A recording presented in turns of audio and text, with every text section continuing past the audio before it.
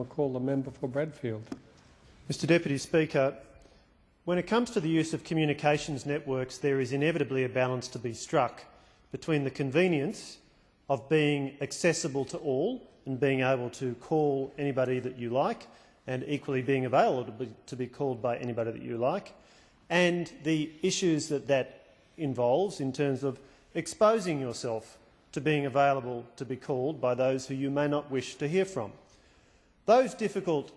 issues to balance up were addressed by the Howard government when then Communications Minister Coonan brought forward the Do Not Call Register legislation, and that introduced effective protection against consumers being interrupted in their own homes by marketing calls that they did not wish to receive. What we have seen with this bill is a rather poorly thought through suggestion that the same mechanism ought to be extended to business. And it's a policy intent which has been justified, unfortunately, in a rather anecdotal and emotive fashion, and without much careful and sober analysis. When you think about it, businesses are in a very different position to households. Businesses, by definition, succeed on the basis of selling and marketing their services. And therefore, it is very important that businesses have available to them the capacity to market their services, and indeed what businesses do on a regular, on a daily basis as part of their core activity is communicate with each other, very often by telephone. The consequence is that this proposed provision to extend the operation of the Do Not Call register to business would,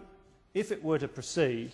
have significant adverse consequences on commerce as it is carried out on a daily basis, and would do very substantial harm to many businesses.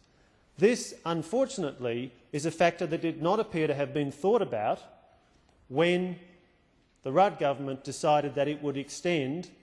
the regulation of the application of the Do Not Call register to businesses. The usual nanny state instinct to regulate first and think later seemed to kick in, and it's unfortunate that it was necessary for there to be quite an extensive campaign by concerned business organisations to highlight the serious adverse effects of this ill-thought-through extension of the application of the Do Not Call register. A substantive piece of work was commissioned from Access Economics by the Australian Direct Marketing Association, and that organisation, Access Economics, sought to quantify in an analytical fashion the costs and benefits of the proposed extension of the Do Not Call register, and it found that it would impose some quite significant costs on all businesses, including, for example, the decline in the efficiency of sales and marketing activities and the flow-through loss of revenue. Now, certainly, it also quantified the loss of productivity that businesses experience when they receive unwanted calls. But it made the point that this needs to be thought of in its totality. And if you say to businesses, you will have a significant proportion of your target business market removed from you, that is a material cost which needs to be weighed up against the purported benefit. And it's very clear that when you analyse the position of businesses, they're in a quite different position to the position of consumers,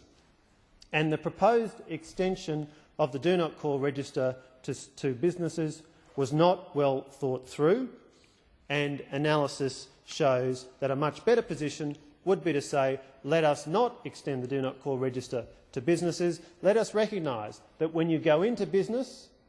you engage in the activity of selling and marketing to others, and it's a perfectly reasonable part of the bargain that you are also available to be marketed to. And it is significant that many businesses have come forward to raise precisely that concern. So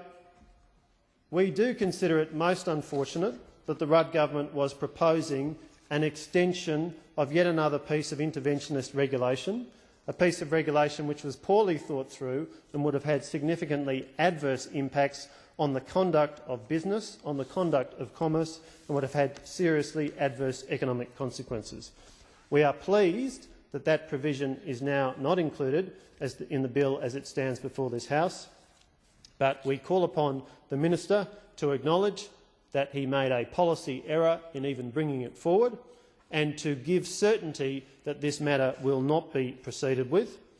And I certainly want to pay tribute to the many organisations that have worked to put the facts in front of this parliament, particularly the Australian Direct Marketing Association.